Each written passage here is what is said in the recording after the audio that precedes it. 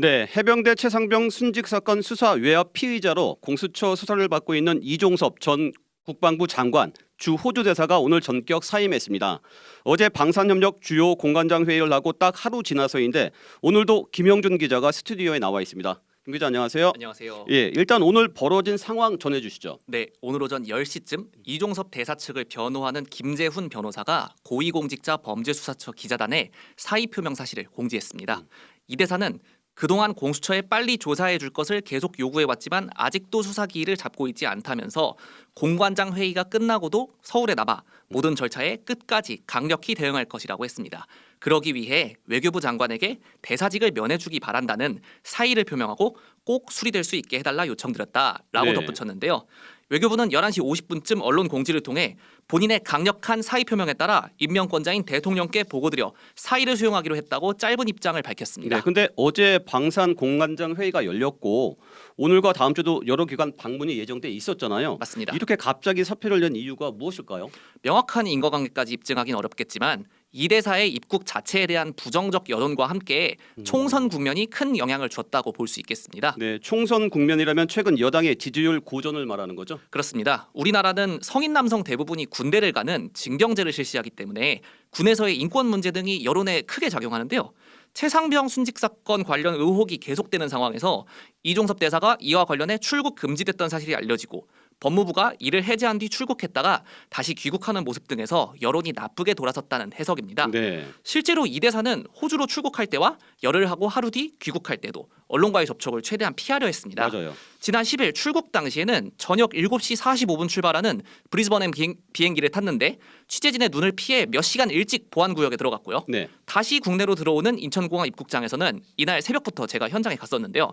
취재진 앞에선 질문을 모아서 하면 답변하겠다고 한 뒤에 의혹을 모두 부인하고 공수처 조사를 받겠다며 미리 준비된 차에 올라 떠났습니다. 네. 어제 열린 공관장 회의를 위해 외교부 청사로 들어오면서도 저를 포함한 취재진들의 여러 민감한 질문에 굳은 표정으로 엘리베이터에 탔고 청사를 나올 때도 마찬가지였습니다. 언론을 철저하게 계속 피해 다닌 거예요. 네, 맞아요. 이런 모습이 계속되니까 여당 입장에서는 지지율이 고전을 면치 못하고 격전지로 불리는 수도권에서 위기론이 재부상하는 데다 야당은 이를 고리로 공세를 더하는 국면이 부담스러웠을 것으로 볼 수 있습니다. 그렇군요. 최상병 사건 관련 진상규명과 특검을 요구하고 있는 해병대 예비역연대 정원철 회장입니다.